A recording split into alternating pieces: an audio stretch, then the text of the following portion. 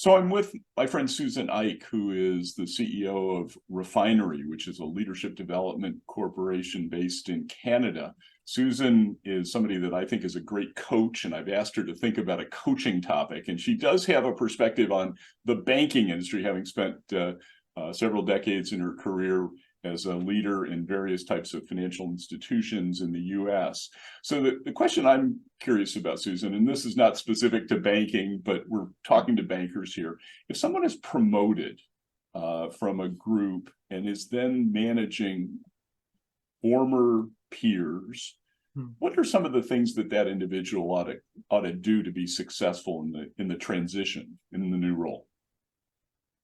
Yeah, it's interesting. Thanks for their question. And I've certainly experienced that in my career, having former peers or even friends who used to be my coworkers now reporting into me. What I've learned is that it's important right off the bat to acknowledge, call out the obvious. This may seem uncomfortable for you. It may seem uncomfortable for me as well.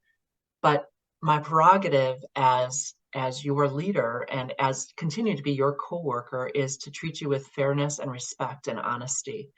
And so in those initial meetings, it's so important to set the ground rules for, hey, if you feel like you're being treated any differently than what you should be, please call it out. I want your feedback. I respect you. You have a level of knowledge about your area that I don't have, and I continue to value that.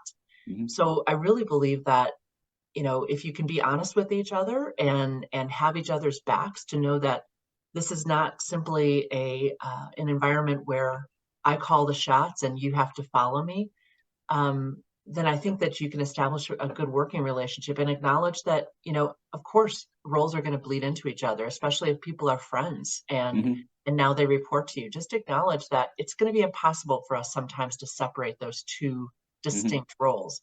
But let's use that to our advantage, as opposed to look at that as something that could be a detriment to our progress as people and as leaders.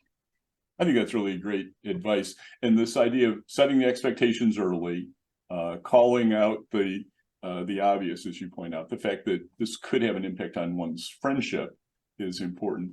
When you talk about the things that are important, fairness was the first thing you highlighted. What does that mean, and how do you translate that into the conversation? This is early conversations and early actions. So fairness is like many attributes.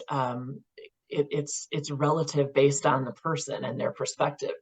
So where I think that people to establish what is fair is to ask them, again, if you're in a situation where you feel that you were treated unfairly, that a decision was made that negatively impacted you, that I need to know about, because what I may be perceiving as being fair to you, you may be receiving as something that is not fair at all.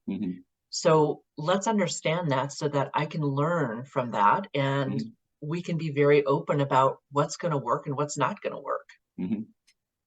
Yeah, and I think some of the best leaders that I've observed are very good at laying out, what they expect, making sure there's agreement on what the goals are, and then helping the person succeed in the role that they're charged with. And I think that comes back to this whole idea of setting expectations, being really clear, and soliciting through an open kind of dialogue the feedback that you certainly are lobbying for.